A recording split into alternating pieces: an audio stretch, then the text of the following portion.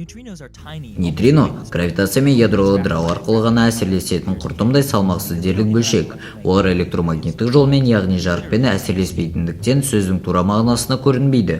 Іс жүзінде нейтриноны табу оқты көп электронмен ұстамақ болғандай.